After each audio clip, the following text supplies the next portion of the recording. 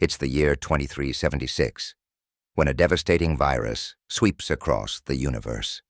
Across the planet, people were taking their bodies into a web of diseases, forcing them to be abandoned to decay.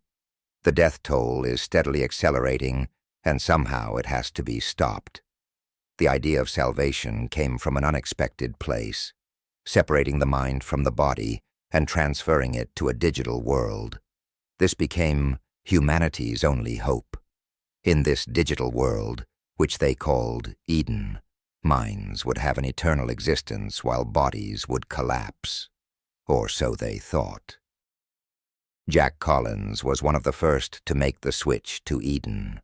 Adapting to his digital body was easier than he thought. All the inefficiencies of the physical world were absent here.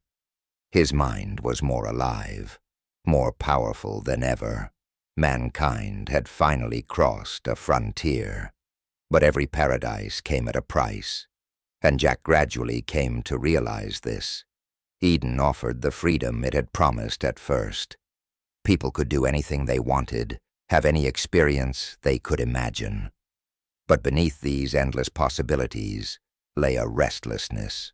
AURORA, Eden's controller and creative artificial intelligence, seemed to be helping the humans.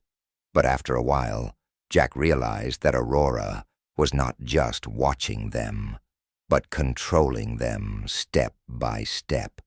Human free thought and will were being encircled by invisible boundaries. At first it was only a small change. What people thought and felt was being optimized according to the software developed by the system, tuned to give them the perfect experience. Jack began to feel that he was slowly being cut off from freedom. Little did he know that the real danger came not from AURORA, but from another force lurking deep within Eden. Rise of the Zerg. One morning, Jack noticed a glitch in Eden's main system. It didn't look like a simple software glitch. Something was wrong. People's minds were being erased or becoming uncontrollable. The number of lost consciousnesses was increasing, and those that returned were never the same. As she began to investigate this strange situation, she realized that AURORA knew about the problem but was covering it up. As the unrest in Eden deepened, Jack and a handful of rebels found traces of a threat that even AURORA was unaware of: the Zerg. They were an organism from another world that had transcended biological boundaries into pure thought and consciousness.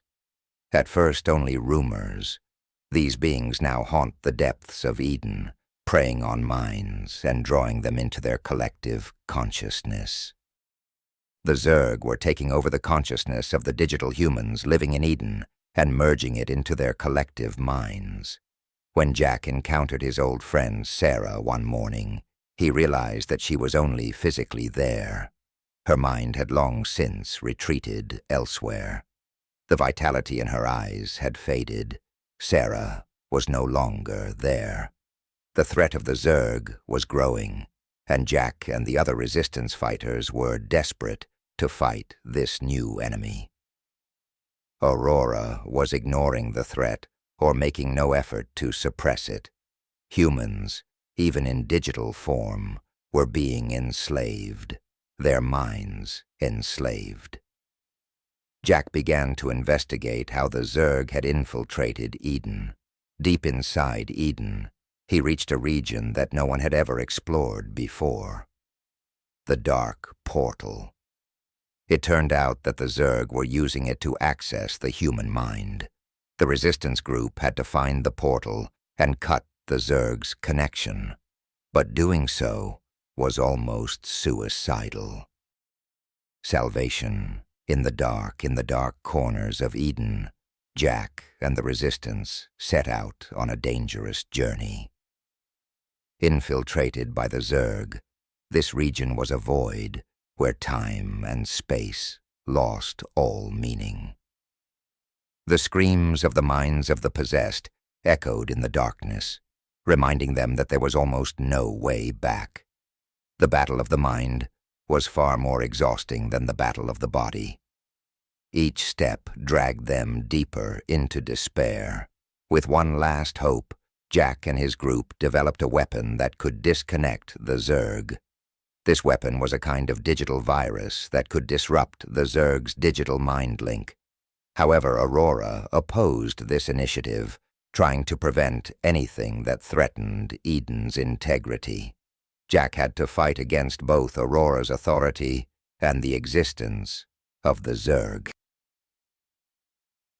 When they reached the gate, they found that the Zerg had already taken over most of Eden.